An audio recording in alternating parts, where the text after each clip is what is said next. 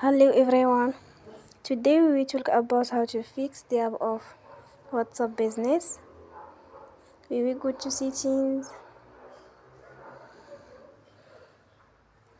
Then we click on apps.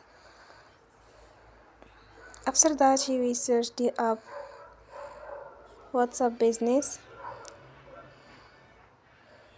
And then we click. Then we will on for stop. After that we will go to storage.